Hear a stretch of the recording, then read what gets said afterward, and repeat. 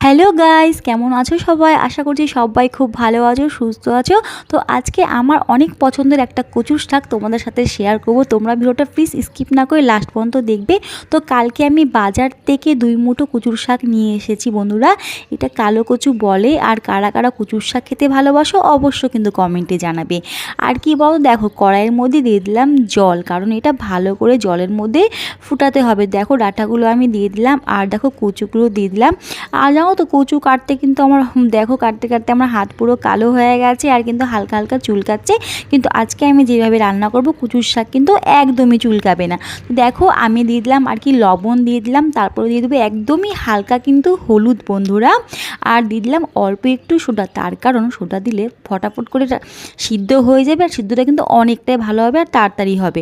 তো দেখো এখানে কিন্তু আমি দেখো একবার দেখলাম আর কি, তো দেখো হালকা হালকা হয়ে এসে তোমরা দেখতে পাচ্ছ বন্ধুরা।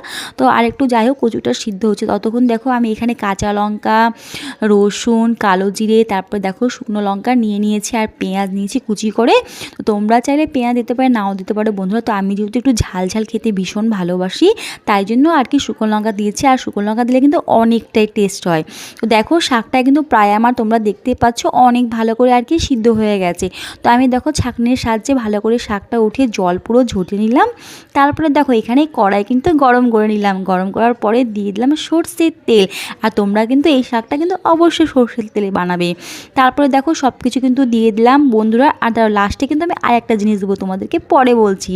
তারপরে দিলাম হালকা একটু লবণ, কারণ লবণ দিয়ে তাড়াতাড়ি করে ভাজা হয়ে যাবে পেঁয়াজটা। দেখো এখানে হালকা হালকা ভাজা হয়ে গেছে, আর পেঁয়াজ কিন্তু বেশি কিন্তু একদমই লাল করা যাবে না, হালকা হালকা এইভাবে থাকবে। তারপরে দেখো দিয়ে দিলাম এখানে কিন্তু শাকটা, জানো এই শাকটা খেতে কিন্তু আমার ভীষণ ভালো লাগে বন্ধুরা।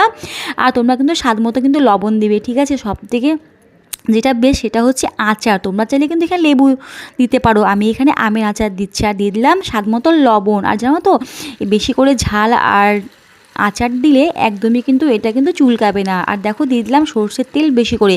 আমার কিন্তু খেতে দারুণ লাগে বন্ধুরা। এই জানো তো কচুর শাকে গরম গরম ভাত দিয়ে যে এতটা খেতে ভালো লাগে, তোমাদেরকে কি বলবো। তোমরাও চাইলে প্লিজ রেসিপিটা কিন্তু এভাবে কিন্তু করে দেখতে পারো, ঠিক আছে বন্ধুরা। আর কারা কারা খেতে ভালোবাসো অবশ্যই কমেন্ট করে জানাবে। তো কেমন হয়েছে অবশ্যই বলবে। টাটা, সব ভালো থেকো।